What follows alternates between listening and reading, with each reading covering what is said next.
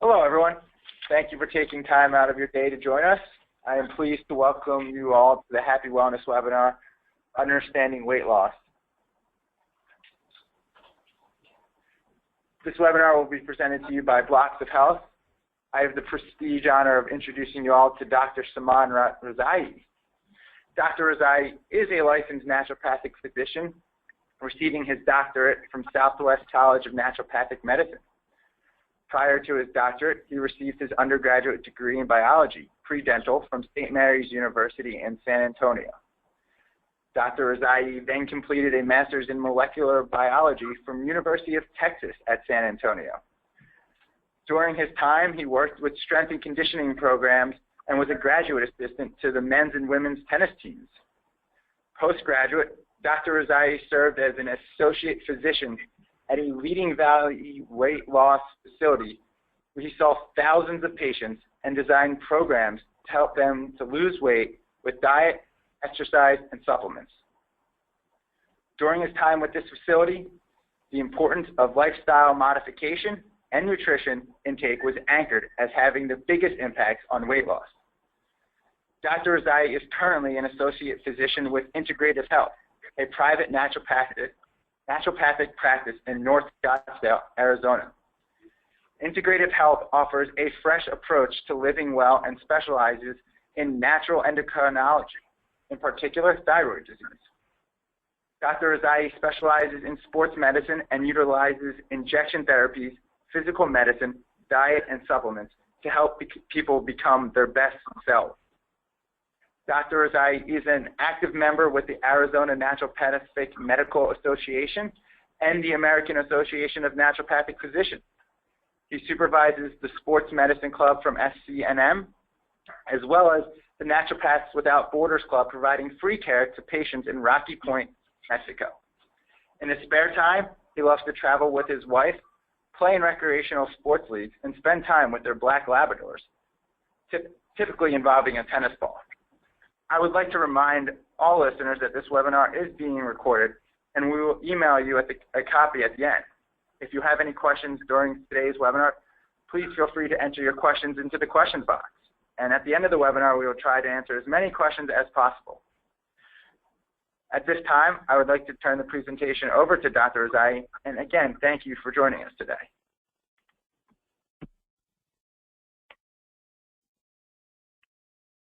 Hello, everyone. I just want to say a quick thank you to LuckyVitamin, Sean, Jeremy, and Janelle for having me do this presentation today. We will be going through understanding weight loss, the equation of weight loss. So just to go through real quick, the topics that we'll go through kind of per section. The first one we'll go through will be kind of weight and body type, just to lay the groundwork of kind of differences for everybody. I want to go through BMI and then versus body fat and just kind of get onto the topic of body composition and why that is actually more of an important number that we want to kind of look at. We'll break down the calories in versus calories out. That's the old adage, which makes it seem like so simple, but we'll start breaking down why the ins and the outs are much different and much more individualized and unique for everybody. And then I'll kind of break through macronutrients versus micronutrients.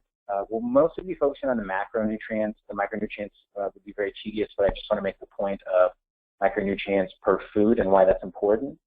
And then the last section we'll really be going through stabilizing blood sugar, looking at how you can best stabilize that, how that helps with weight loss, and then how that affects some of the other hormones. And then just a brief kind of motivational kind of speech for me for reaching your goals. So let's go ahead and stop in with weight. So I equate weight to winning the lottery for some people. You know, they put so much time and importance in it. It actually becomes a stressful thing for them. It actually is not a healthy thing. So people somehow get a weight number either stuck in their head from something a weight they've been in the past, or sometimes it's a weight that they're trying to reach. And I usually don't incline my patients to have that kind of focus, and I don't work with patients that way. There is a special clientele that I normally do work with. These will be specific athletes that are training to hit certain weights if they need to hit certain weight classes. This could be like a wrestler, a mixed martial arts fighter, a boxer. Some runners need to hit certain weights so they can kind of hit their PRs. But besides that, with the general population, if they're coming to me, I'm not necessarily focusing on the weight number in particular. I have other metrics that I kind of want to follow and track to make it important to them. So, having said that, I just kind of give a warning saying, hey, look, I'm not here. This is going to be like a quick fix. You're going to lose weight in like 6 weeks and lose 30 pounds and all that stuff. There is no silver bullet or miracle pill. So that's not what we're going to be covering here. We're kind of going to be going through the long haul of making lifestyle modifications, changes to your diet, learning how to exercise smarter so that you can actually make long-term changes and keep the weight off. So, like I said, just to lay it base, I like to start with people kind of like, what is your ideal body weight? So for men and women, these are going to be different categories, obviously, due to muscle mass and due to skeletal frame. So these are very general kind of ways to start. I like to give people like a ballpark idea of where their weight should be. So it starts with most people kind of at a 5-foot range, women at 100 pounds, men at 106 pounds, and then for each additional inch that you can put on to get to your weight, then you add 5 pounds if you're a woman, and for a man, you do about 6 pounds. So this will kind of, you know, as for me, I'd be 6'1", so then I'd put about 13 inches on there, and I'd make multiplication, kind of increase my weight. So I would be a medium build, so medium as you're looking at this is kind of an average build. Small would be somebody who's a little more petite, and larger is somebody who's going to be a little bigger framed, and I'll get into some of those differences as we're going through.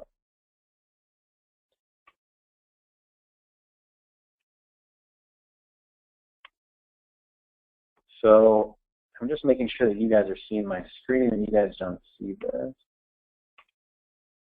Hopefully that's better. Okay, so for the body structure for ideal weight. So these are now some charts that you guys, it's easy reference. It gives you the height of a man or a woman, and then they're kind of giving you the frame. Now the frame is really important as we get into different people's body types because people have different bone densities. And so the reason that's important is, you know, bone weighs different. So one of the big things, there's a way to kind of find out your how your body weight would be different by measuring the circumference of your wrist. And as you have a bigger wrist, you have thicker bone structure, so your weight should be more. So it would be harder for you to hit kind of a ideal weight for somebody with a smaller frame if you're more of a large frame person. And it's good to take that into account so that we're not shooting for unrealistic goals. So I can cover that with people so they can understand kind of where they're at and kind of what they're doing with their body in particular, because they're unique, and I like to make everything individualized for people. So the next part we get into is body shape. So just to jump down one, you see body shapes for men, body shapes for women. Now, this is important too because structures can be different, so then you'll carry more mass, sometimes the upper body, lower body kind of throughout the frame, and again, this kind of goes back to the bone density, but structure difference will allow some people to have bigger shoulders, bigger hips, the muscle areas in those places can be bigger as well, so you'll carry different mass that way. Now, the main shape that I really kind of want to talk about when we look at both of these is the apple and the pear. So if you've heard this in the past, the reason these shapes are a little more important, not if you're predisposed to be shaped that way, but if you see your shape changing from a pear to an apple, the reason that this is important is the weight that we carry and where we're carrying it. Now, if we draw a line across these two shapes where the waistline is, what we want to see is you're actually above the waistline in these areas. You'll be thicker in an apple shape. So usually what that tends to mean is people have more visceral fat. And that is the fat specifically inside of your body, kind of surrounding the organs. And this is the unhealthy or the fat that you don't want to acquire and have. Now, in the pear shape, what you'll see is they'll be a little slimmer if you see a cross-section. They have more subdermal fat. Their visceral fat isn't as much. And the subdermal fat is not as much of a problem. So these are the kind of shapes that I would more so want to drive home that people can understand and just notice the difference of those. Besides that, the body shape is more just for people to understand that you could have multiple shapes and this is individual to you, and that's okay as well. Now, the next thing we'll transition to is body type. So if you're not familiar with this, this is kind of somatotyping. It kind of falls into 3 categories. There's nobody who's really ever a true kind of ectomorph, mesomorph, or endomorph, but as you can see from the pictures, the ectomorphs tend to be the more slender people. They don't have as much muscle mass. They tend to be thinner kind of all the way through their body. The next ones are the mesomorphs. So the mesomorphs tend to be a little thicker build. They definitely carry more skeletal muscle. You will look at them and definitely know that they have more muscle mass. And then the endomorphs are the people who are kind of a little thicker build, have the muscle mass, but on top of that, they tend to carry a little more body fat on them as well. And then everybody has kind of a predisposition. Now, Some of these are kind of blends of the three. You're never ever truly one. It's pretty rare to see somebody fall into one category uniquely to them. Now, if you do any Ayurvedic medicine, what you'll notice is the ectomorph is kind of your vata, which is kind of more your air ether kind of body type. And then as you get into your mesomorph, this will be more your pitta, which is kind of like more your fire or water kind of type. And then your endomorph is your kapha, and you're like your earth, your heavier and water kind of bases going through. So those are kind of some body types that have been more modernized from the Ayurvedic kind of medicine that way. Now, I kind of did somatotypes for celebrities so people can kind of have a better idea of what I was talking about in the sense of nobody's really in the corners. Like up top is the mesomorphs, is the muscular people. Bottom right is going to be your ectomorphs, which is, you can see Angelina Jolie's name in there. I think she kind of is the quintessential kind of ectomorph in the sense that she's very tall, very slender. You don't see a lot of muscle mass on her. And then in the bottom left corner, you have your endomorphs, which are kind of your bigger people, a little heavier. You know, they have Rush Limbaugh kind of close to that area.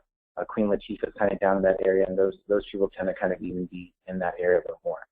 Now, one section that you don't really see full because of the celebrity people that we're doing is the mesomorph upper corner. You know, if we would have done athletes, this kind of upper corner triangle would have been covered with an array of different athletes. Your football players may be the ones that would be the closest to that corner.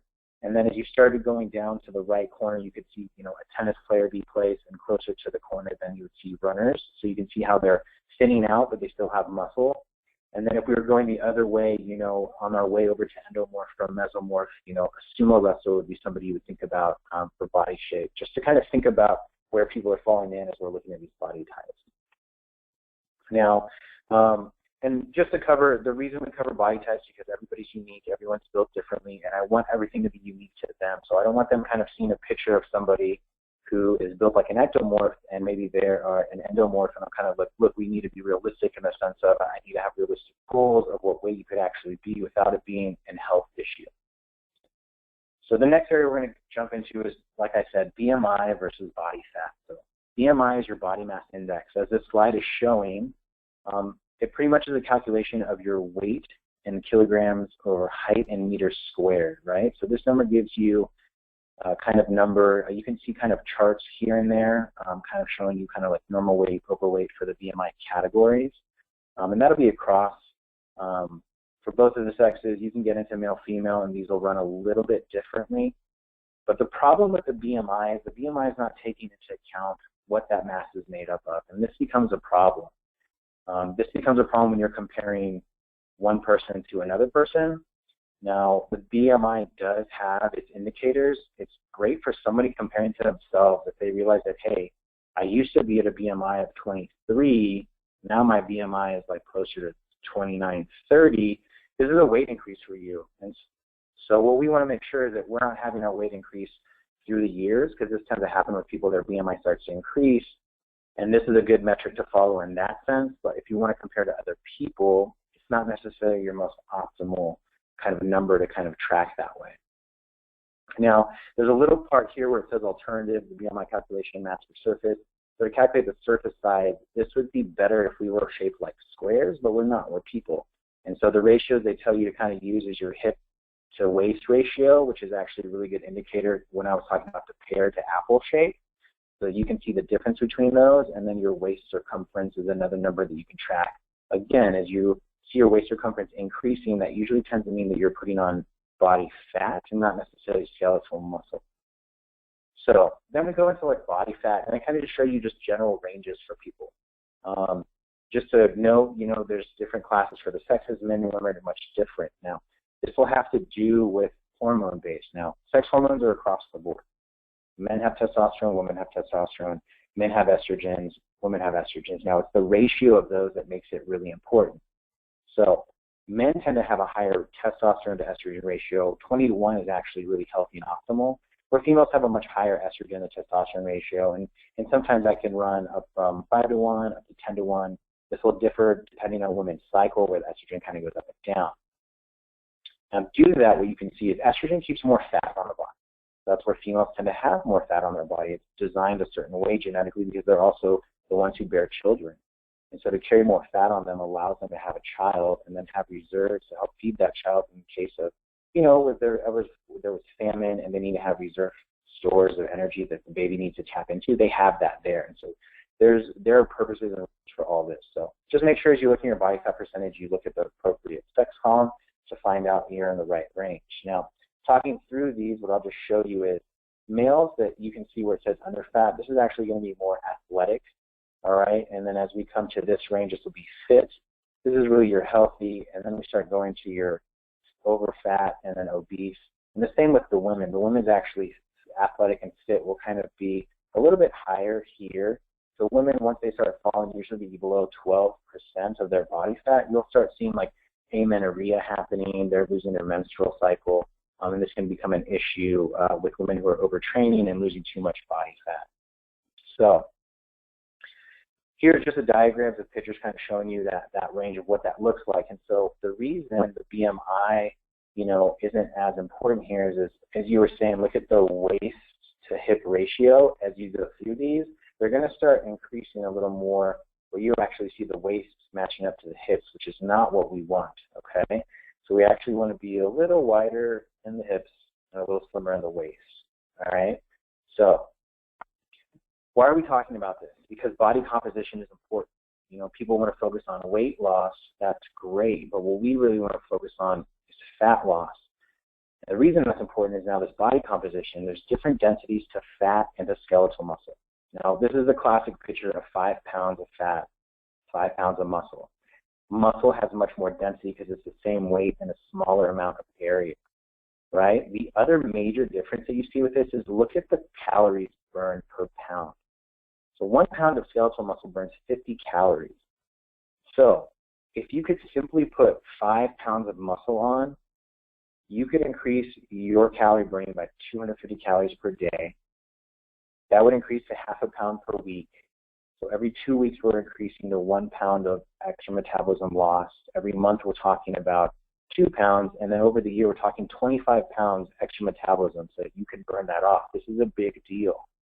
That would only be a tenth of that. So you're talking 2.5 pounds with all extra fat on the body. So if we can burn off fat and increase skeletal muscle, you will have continuous weight loss occurring because of the fat loss that occurred. Now, why are we making this comparison? Because numbers will lie to you. Both of these gentlemen in this picture are 6 feet tall. Both of these gentlemen weigh 250 pounds. Both of these gentlemen have a BMI of 33.9. What's the difference? The body fat percentage. And so this is where we're talking about the fat versus the muscle. These guys are actually different densities. And so what we start to do calculations of is called BDI. Okay, so we're going to start looking at body density index. Okay, so again, have the pictures. The numbers are a little different. They're both 6'3", both 220 pounds. Both have a BMI of 27.5. But the body density index is different. The gentleman on the left has a body index of 25. The gentleman on the right has a body index of 50. Now, that's a huge difference. That's going to let you know that somebody has more skeletal muscle and not as much adipose tissue. And this is really important, okay? So when we do weight loss, what we want to make sure is we're not doing just weight loss. Now, weight loss will refer to, as you can see in this infographic, on the left-hand side of the scale, not only are you losing fat, you lose water content, you also lose muscle mass.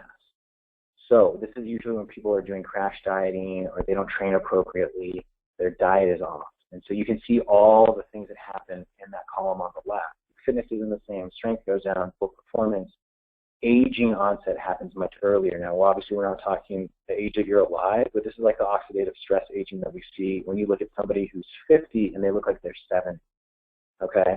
And then your immune system doesn't work as well. So appropriately, what you want to do is fat loss, and that's why I was talking about everything building up to this point, is because fat loss is going to have improved fitness, you'll have greater strength, your peak performance, also the fact that you're not losing water. Dehydration will affect all of these. And that's an important thing. We don't want to just lose water weight. Water is important. We don't want to lose that overall. It helps our cells work appropriately. It helps everything in our body function the way it needs to. So when we are looking for kind of a weight loss program, what we really want to do is make sure that they're causing a fat loss program.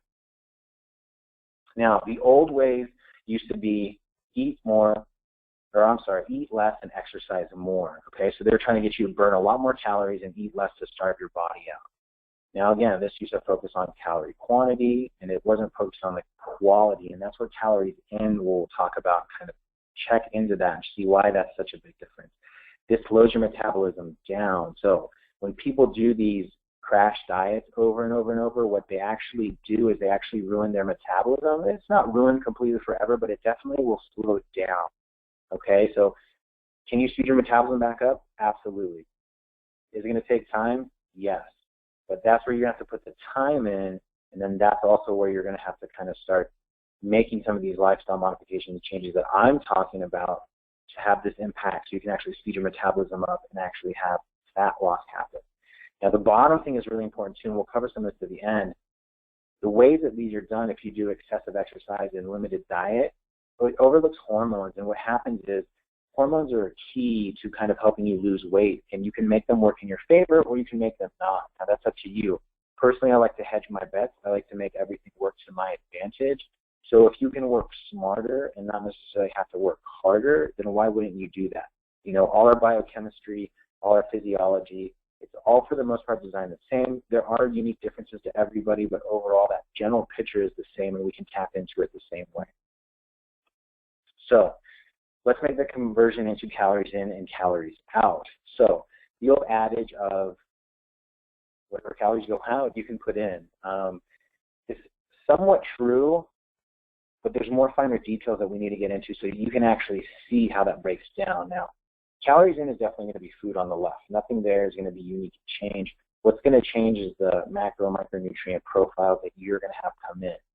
Now, I want to focus on calories out for a second. If you look on the right-hand side of the scale, on the gentleman's left or this anatomy person's left, that base that you look at is a resting metabolism block. This is a really important thing. This is what you call basal metabolic rate. All right, so this is literally the energy that's required to kind of you function every day. When I coach people, I literally tell them, for you to sit in a chair all day and just breathe oxygen, this is the calories that you would literally burn.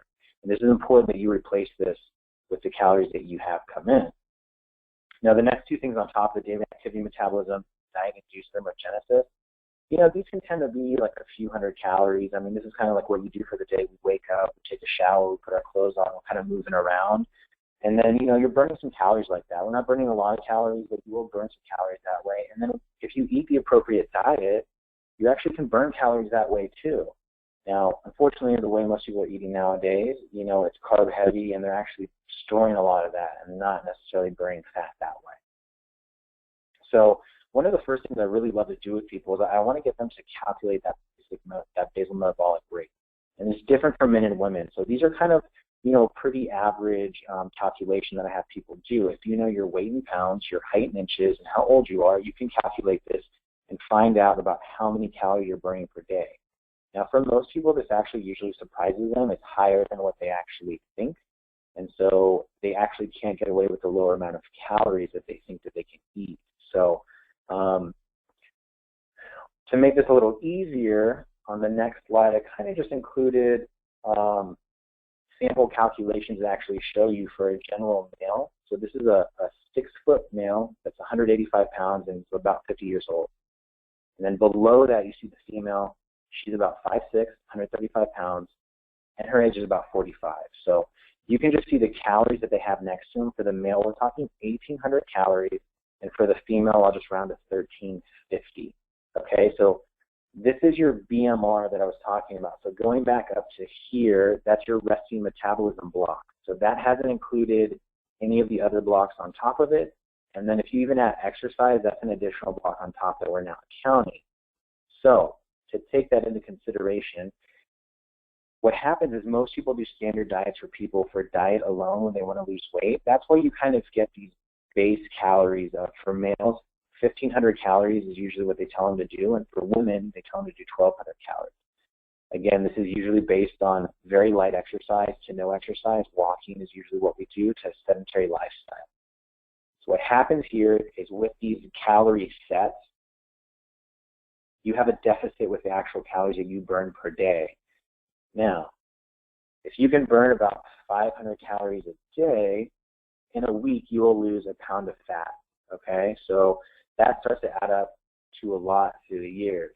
So if we do that every week for the year, again, hey, we're talking 52 pounds. That's a big deal. So if you have a lot of weight to lose, awesome. That's a great pace to be.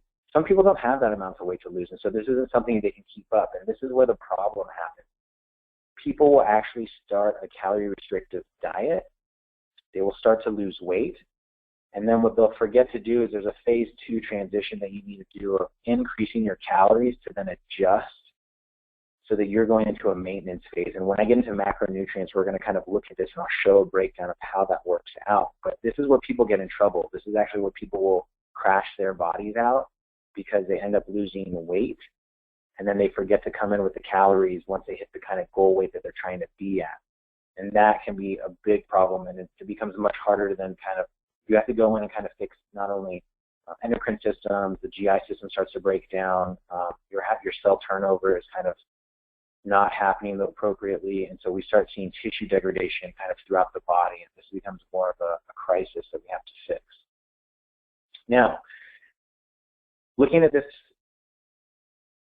graph, I just want you to know this is pretty much the same thing that I just showed you with BMR, but what it's going to take into account, so I'll jump and I'll come right back, is look at these. So far what I told you is your BMR is calculating this. It doesn't really necessarily always calculate this, and then there's an additional box for exercise of calories depending on how heavy you do your exercise to show you kind of what it takes to burn. So you can do these little modifiers depending on if you do little to no exercise, again, your BMR times the 1.2. So that 0.2 is taking into account, like I said, your daily activity calories, getting up, moving around, and the thermogenesis that you can create from your diet. Now, if we start to increase light exercise 1 to 3 times per week, you can see that 0.2 becomes a 0.375, right? So now we're going to multiply by a bigger number because you need more calories, and this is important to do. I'll get into kind of cutting other calories, and we can talk about that later. But this is where a lot of people want to start adding heavier exercise down here, but they stay down here, okay? And you can also see as this happens, I'll have another graph, intense exercise, sports, physical job, or twice a day training, you're almost having to eat twice what your regulated basal metabolic rate is. And this is really important because the amount of calories it takes to keep up with that is huge. And so I get into a lot of talks with people, and I simply explain, you can work out as hard as you want, but you have to eat the amount of food that it takes to keep up with that. Now, if you can't do it, or not willing, or not able, then we have to reduce the amount of activity you're doing to kind of meet your dietary intake. And this becomes a big problem. If there's too big of a deficit, again, you'll crash your body out. And this is where I have to start doing hormone replacement with people because they're actually crashing their systems. So another thing that you can kind of do to calculate is called Harris-Benedict equation. And so the person you're actually seeing here on the right is actually me. I am 35, currently 6'1", I'm about 200 pounds. I have a moderate activity level. So they kind of give you what your BMR is, which is, for me, it's 2,000 calories per day. I mean, that's a big deal. So on top of that, what they're saying is that with my current activity level, I'm actually really should be eating 3,000 calories per day. Now, in all honesty, it's hard to kind of take that in 3 meals. That would be like 3,000 calorie meals. And that's tough, okay? So most people can't do that. I could tell you that I can't do that. So with the nutrient-dense foods I eat, I can probably get, 500, 600, maybe 700 calories, per meal, just for me, because I'm not used to eating the big meals. I used to do this, but I don't do it now. And then there's some snacks or other meals that I work in. So either there's a 4th meal, there's 2 snacks, and I'm kind of getting my calories to meet that daily intake in that way. Otherwise, it's not possible. So unless you're used to ingesting that kind of big calories, which happens. If you actually look at some big athletes, I think Michael Phelps was quoted at eating 12,000 calories a day when he was kind of in training to swim. Yes, that's 12,000 calories a day. So that's a big deal. So that's calories now out, right? So remember that extra box I was telling you about, depending on the workout that you do. So I'm jumping around here, and I hope you guys are okay to keep up, but I just want you to kind of see what I'm talking about. Talked about BMR, which is here. These are about a couple hundred calories that we're going to add on here, okay? Now, depending on what you do for exercise, I usually, tell people that the amount of workout that you do will burn so many calories, which can kind of somewhat be standard across the board. It will increase for other things. The afterburn, so this is going to be where the thermogenesis actually in your body gets increased from exercise, increases as we go from more cardio workouts. So if you're talking kind of, doing treadmill, elliptical, going for a long distance run, doing more biking, you have some afterburn. But things that will do increased afterburn are things like when you lift heavy weights, when you do Olympic lifting, when you do HIIT, high intensity interval training, plyometrics, TRX. All of these have a higher post-calorie burn. They also have usually a higher calorie burn per minute. So I usually tell people, like, if you take the 180-pound man and he runs a 10-minute mile, he usually burns about 60 calories per minute. If he runs for an hour, he burns 10 calories per minute. That's a misquote. And then if he runs for an hour, he will burn 600 calories in that hour, okay? Now, he doesn't have as much a post-burn afterwards. If I have somebody who are doing interval training for that hour, like they're doing sprints with rest in between, not only do they have a chance to burn that 600 calories per hour, they might burn a little bit more, but that post-hour, they will continue to burn calories. And that's the difference. And that's where you have to take into account what kind of exercise you're doing and seeing how many extra calories you add on for exercise. This is where these standard diets that I talked about don't work anymore. You can't be sedentary and eat. You can be sedentary and eat this, but you can't be active and then throw on that many exercise calories, some of them being about the same that you're kind of supposed to be eating for your standard day, because your deficit becomes too big. Now, some people say, hey, if we talk about the 500-calorie deficit, I'm losing half a pound, or I'll lose a pound a week, so why don't I just make it 1,000 and lose 2 pounds in a week? Well, you can do that if you have the stores to tap in, and that's the adipose tissue. As you start to get leaner, you don't have those stores to tap into, and this is, again, where you'll start to crash your system out, because now it's going to start tapping into the skeletal muscle. It's also going to start tapping your vital organs for the nutrients that it needs, because you don't have that fat to tap into. So this is where I make it a really big deal for people to understand that the calories in are kind of a big deal. So we have to eat so much food to kind of keep up with exercise, and if you can't do that, then we get rid of it.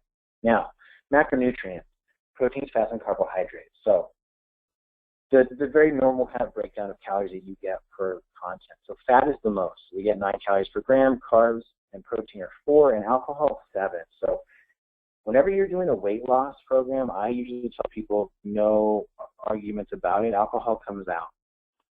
So the reason that is you get 7 kilocalories per gram, okay? It's not available energy for your working muscles. The excess energy from alcohol is actually stored as fat, right? So this is kind of working against what we're trying to do, which is actually fat loss. So when you start doing a more strict regimen, usually I will have people cut alcohol out. Now, that doesn't mean that it's out forever. They can introduce it back in later on. But if they really want to achieve their goals, alcohol is a no-go. Now, I kind of give you some big breakdowns of the macronutrient kind of ratios. So on the left, you can see somebody who's more of a bodybuilder. They have a much higher carb intake. They need that fuel for all the lifting they're doing. Moderate carb is usually for maintenance. So this is where we're having, anywhere from a 1-to-1 to 1.5-to-1 ratio of carbs to protein. And then if you want fat loss, this is where usually we do lower carb. Carb is actually the things that will make you fat.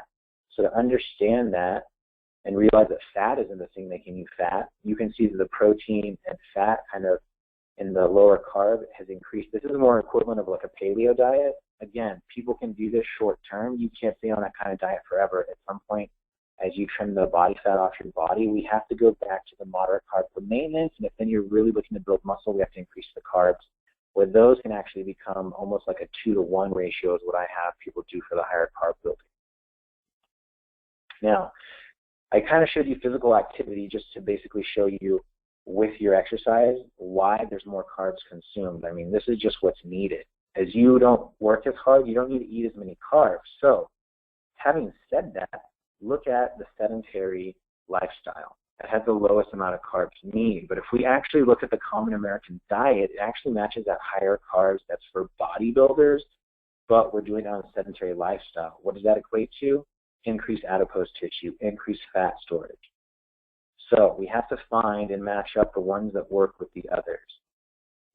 Now, not all calories are created equal, okay? So this is just a simple thing I kind of threw up. It was a study that kind of showed eating certain foods had major different outcomes. So eating nuts actually could help you lose weight just simply from eating that food. The process that it takes to kind of go into your body, and then you eat less on the next meal, will actually lead to weight loss.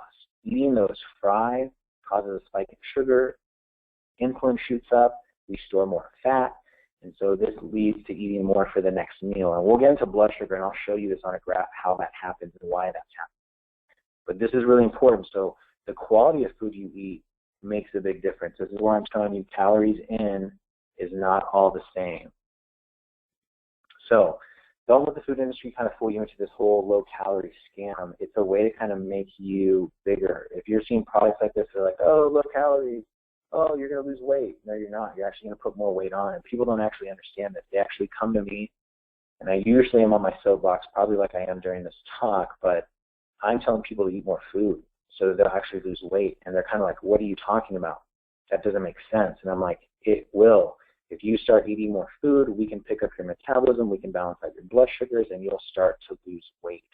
But people don't want to buy into that because they're into the old adage of exercise more, eat less, do this low-calorie diet, but it's all a scam when it comes down to it. So, again, calories not equal. So, Panda Express, look at this 2-entree meal of orange chicken, it's 1,200 calories. If you're actually eating good, healthy food, look at what kind of calories you actually have to get in to make that happen. So it's a totally different place. I mean, the amount of food you would have to eat to match that and the amount of micronutrients that you're going to get from that nutrient-dense food makes a big difference. So the person on the left eating the Panda Express will have micronutrient malnutrition, which actually makes you hungrier, and you'll eat more macronutrients and continue to put weight on. Now, stabilizing blood sugar equals weight loss. Now, if you look at all the macros that we just talked about, they have different effects on your blood sugar. Carbohydrate, you can see for the most part, will spike and crash. Protein has a longer onset and also a longer fall to help stabilize, and fat actually just slows down the absorption altogether. So all carbs aren't created equal, though. There's good carbs and there's bad carbs. You can eat a lot of complex carbs, slow releasing, that if you look at these graphs, what you see happening is the blood glucose goes up, the insulin kind of goes up, but not spiking, and then it also drops down without falling below zero. So there's a certain level here. If we go above, we go into fat storage. If we go below, we go into fat storage. So bad carbs, you're going to be your refined carbohydrates, simple carbohydrate sugars. Right at this point, we're going into fat storage, and right here, we're going into fat storage. So all carbs are not equal. Now, here's a better graph just kind of showing you satiety kind of with what you eat. Again, like I said, we'll go into fat storage, kind of going too high. And when it crashes down, you're not seeing it, we go to fat storage again, okay? So sugars, white breads, pastas, you know, all that stuff. These are your complex carbs, okay? So they have a little bit better ratio. Now the proteins, if you do them alone, those kind of help too. But look at this really interesting one of proteins plus complex carbs plus fibers. Not only does it take your blood sugar up nice and steady, it keeps it up, and then it keeps it up for a long period of time. That full satiety happening between meals over 3 hours, so you can have a meal and make it through about 4 hours before you need to have your next meal. Low carb equals weight loss. Why are they doing this? I showed you this with macronutrients. Low carb diet will decrease your insulin level, okay?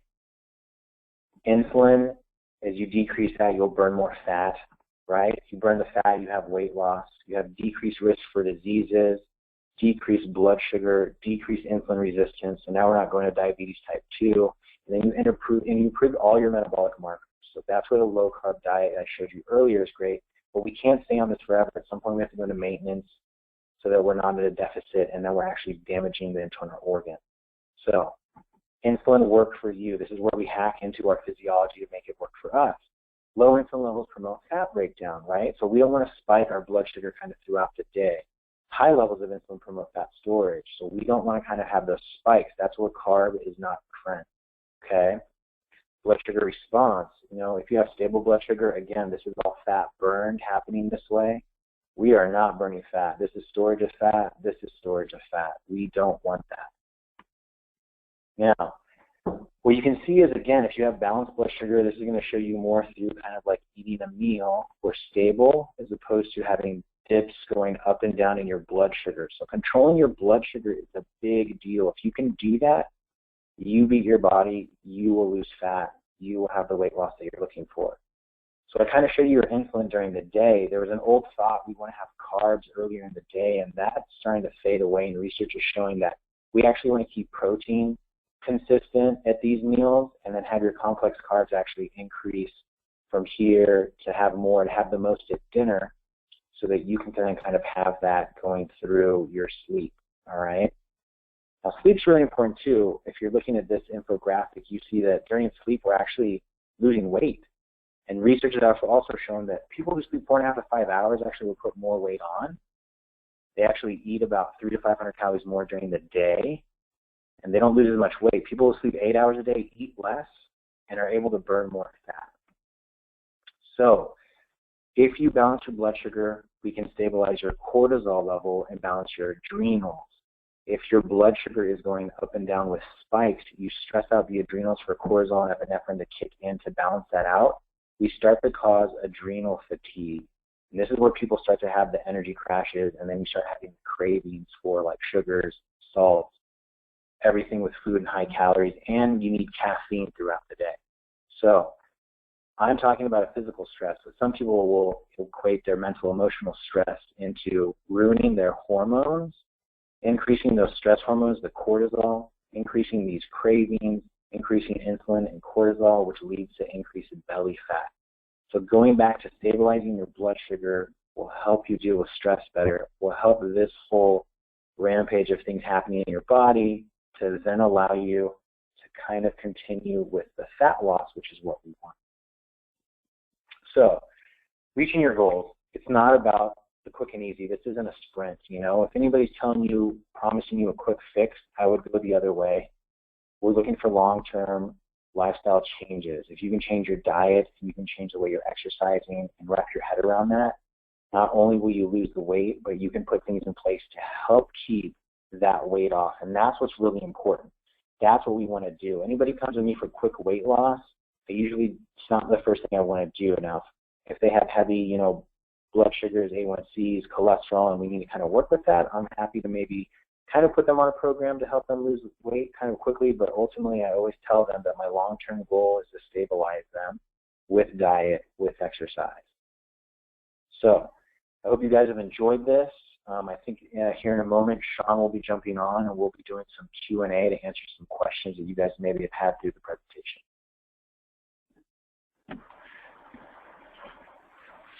Hey, Saman, thank you so much. That was very informative, and I know I learned a lot, so I hope all of our listeners did. We had a bunch of questions come in during the presentation, and I have some that I'd like to get started with. Sounds good. So our first question is, and you might hit on some of these, so please feel free to elaborate and go back, but is it possible to reset your metabolism rate? And if yes, do you have any suggestions on how to do this? Absolutely. So I'm actually going to jump up to the slide and just go back up to a slide real quick just to show, look, if you can ruin your metabolism, you can also fix it, right? So we're organic tissue.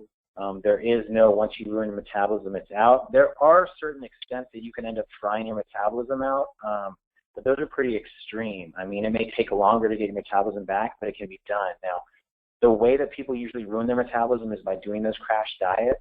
As they do those crash diets, what they end up doing is losing a lot of their water weight and muscle. And then when they put weight back on, they just put on more body fat, and they don't necessarily put on healthy weight of the muscle. So doing the things that we're talking about, balancing out your blood sugars, will be a way to help burn that body fat off. It's going to happen in a nice, slow fashion. That's what we're looking for, is that long-term burn. Now, you can make that happen faster with exercise, and I'm all for that. That's just where the calories in need to match up. And what you'll see is the speeding up of the metabolism kind of comes back, and almost to a point where people feel like they're teenagers or in their 20s. And so that's not really true, where people are like, your metabolism, I'm old, so my metabolism's slow. Yeah, granted, it slows down a little bit, but you can do things to kind of make it continue to work in your favor. It shouldn't slow down completely to a halt. Thanks. That's great.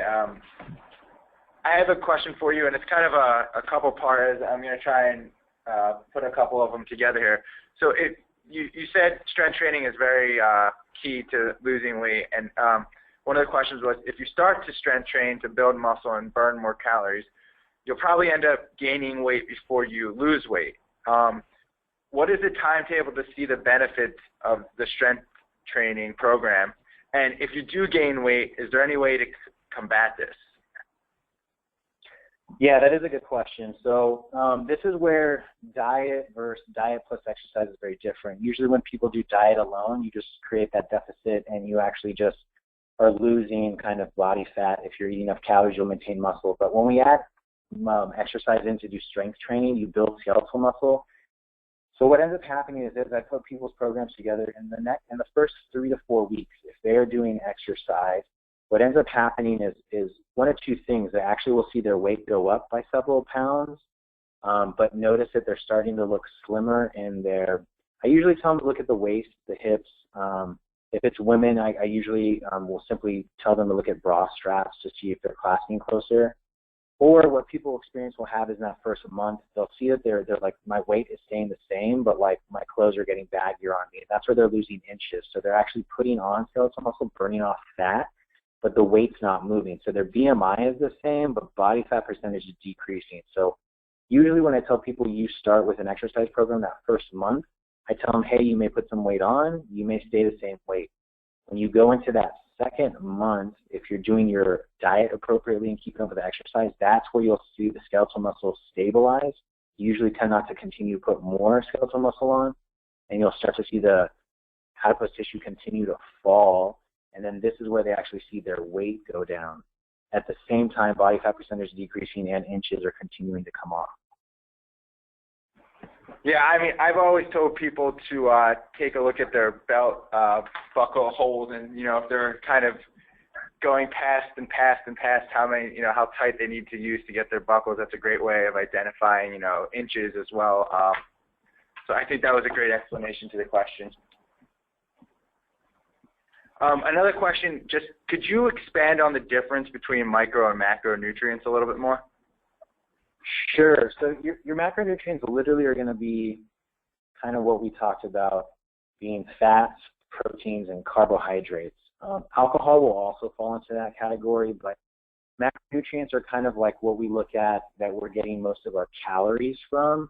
And so these are really important. Now what's important is the micronutrient profile. So micronutrients will be vitamins and minerals. So these will be like B complex vitamins, vitamin A, vitamin D, vitamin K, vitamin E, which are your fat-soluble vitamins. I mean, we're talking magnesium, calcium, vitamin D. We'll start getting into all those micronutrients. So when I talk about micronutrients, it's actually the vitamins and minerals that actually help your metabolism work. They actually usually are kind of the little widgets that fit into your biochemistry to actually help you break down the macronutrients.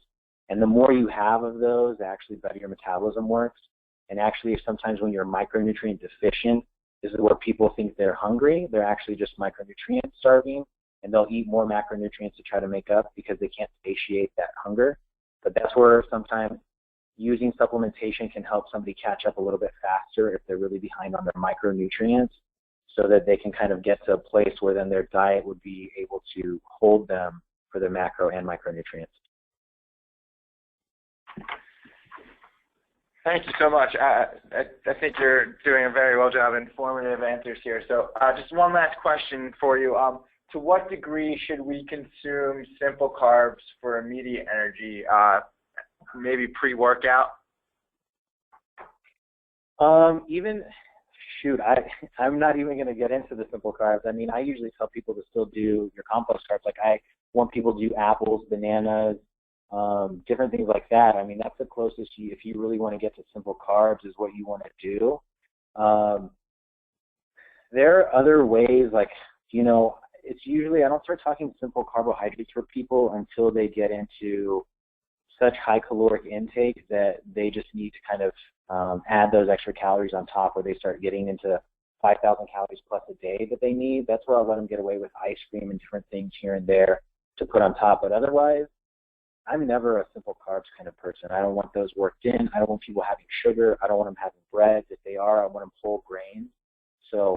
using the complex, slow-releasing kind of fruits and vegetables as your carbohydrates pre-workout, I'm not looking for simple carbs. You actually are still messing with your insulin, and you're going to mess with your cortisol levels, and you're still going to crash during that workout unless you're doing those simple carbs with caffeine, which would be, you know, products like NO Explode, where they have so much caffeine that you're revved up for like hours. So I'm not a big proponent of simple carbohydrates at all. Great, thanks. At this time, we're going to take the presentation over. Please, everyone, thank you for joining us. Enroll in our upcoming webinars. Our next one will be Beauty from Within on Tuesday, September 12th at 1 p.m. Eastern Time, presented by Country Life. You can join Tracy Kreider, a naturopathic doctor, to learn about the layers of the skin and the different types of collagen within the body, as well as the intricate structure of collagen. During this webinar, you will discover specific supplements targeted towards skin health that contain collagen and vitamins and their effect on the skin. To enroll, go to www.LuckyVitamin.com and search webinars in the search bar. I'd like to thank all of Lucky Vitamin's customers and Dr. Rezai for joining us today, and have a great rest of the day.